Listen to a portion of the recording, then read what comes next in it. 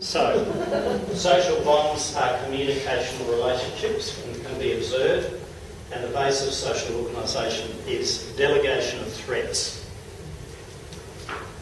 But hang on, a disaster or trauma is when that is all completely irrelevant and it's me and the problem straight now, and I go into very high arousal, me and the government, me and the fire.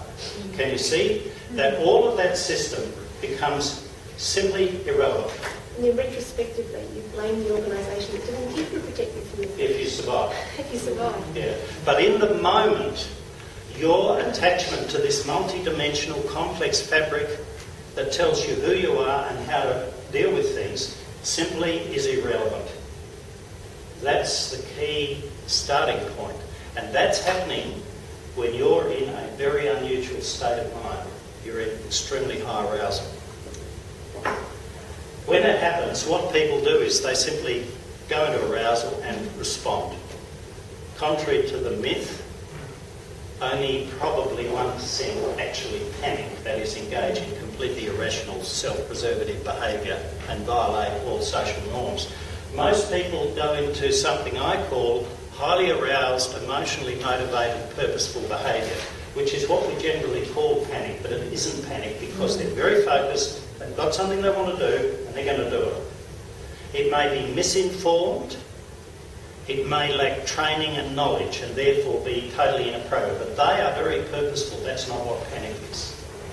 How do we manage panic?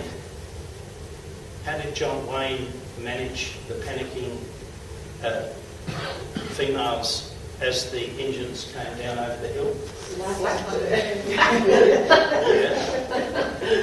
And any emergency service people will tell us if people are panicking, you must control them. So the response to panic is, and it's true, you have to control them because they are uncontrolled and they are likely to be a serious danger to themselves and others. You must control them.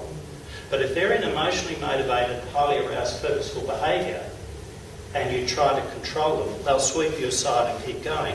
What you have to do is engage with their very narrow focus. And you've got to do it in the first sentence, otherwise you lose their interest.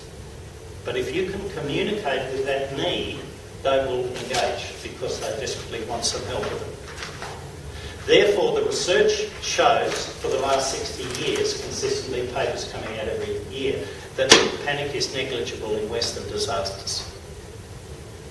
And that where the authorities engage in authoritarian management of the situation, they lose control of the population, who then do what they think, which is usually uninformed, and you get increased casualties. So the management of people in high arousal is a very specific sort of communication task, not a matter of control. We don't feel the need to obey police if we're not breaking the law. And if there's a bushfire on and they tell us we can't go through there, they're not going to shoot us. We've drive through. But if they try and communicate with us, we might decide it's not such a good idea after. So they come out of this moment and go into recovery mode. Now what we need to look at is what's happening in this moment of impact. Look at communication here. Compare the communication between these people with the communication between people rushing past each other to get lunch in a busy city street. Remember, it's physical. What's happening to communication? What's the focus of their attention?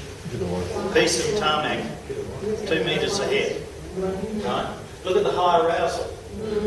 Right? Nobody's in relationship with anyone else. Can you see it? Yeah, what are you pointing at? Well, the one at the top to me, they just look like they're... This one? The one on the right. This one? Far right. This one?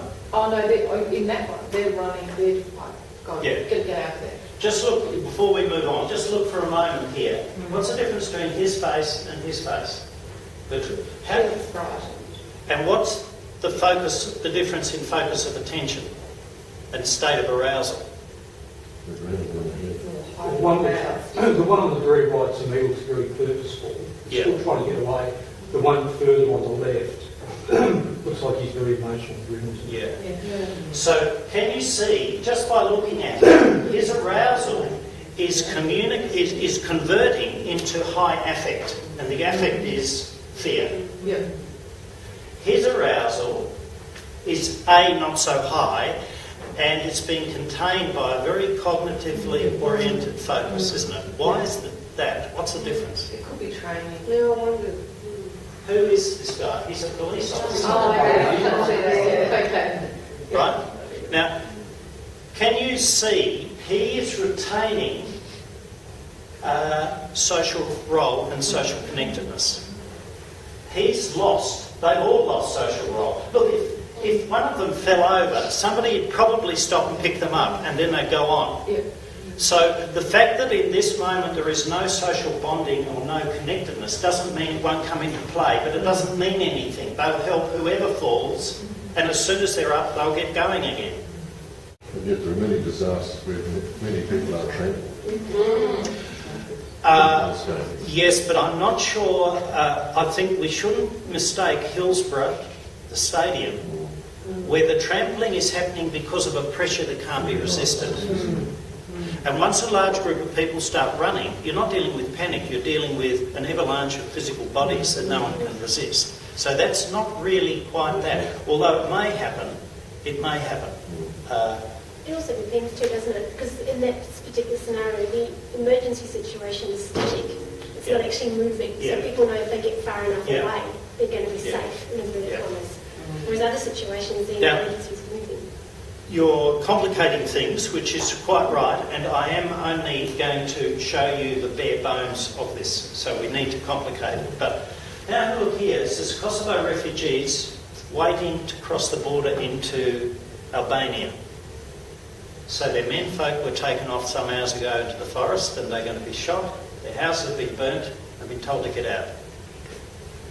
What's happening to communication here? You can see that nobody's in communication because they're deeply engaged in their own grief. What happens to the little boy in the middle? Can you see that this boy is showing us that he's in a state of shock? His mind is not working, therefore he won't be laying down memory traces. And he probably won't remember this moment unless someone talks to him about it in the next day or so. As an adult, he probably won't remember it. He'll have a narrative from the family, but he won't remember. Can you see? This is a material expression of that principle that if we are disengaged from social fabric, we can't function. And it's a child there, but I think adults won't either. Here, the immensity of the grief. What about this one?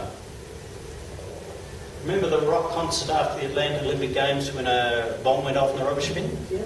That's what Time magazine says this is. And I cut it out thinking, oh, how nice, they're supporting each other. Are they? What shows it to you? They're not in relationship with each other. Are they? They're holding No. They're just Her hand is hanging down. She's not. And if you look at him, he's propped on his... They might have been hugging a minute ago, but in this moment they both receded into their inner worlds. What do you reckon they're focused on there?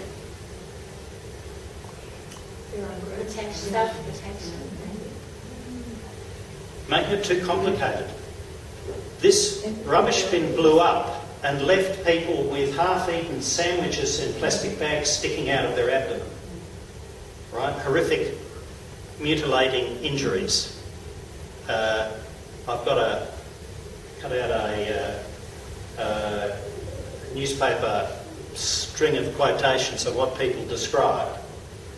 You know, imagine a rubbish bin, boom, and people have this shrapnel of rubbish penetrating their bodies. Now, so they've seen horrific stuff. They're trying to process the images.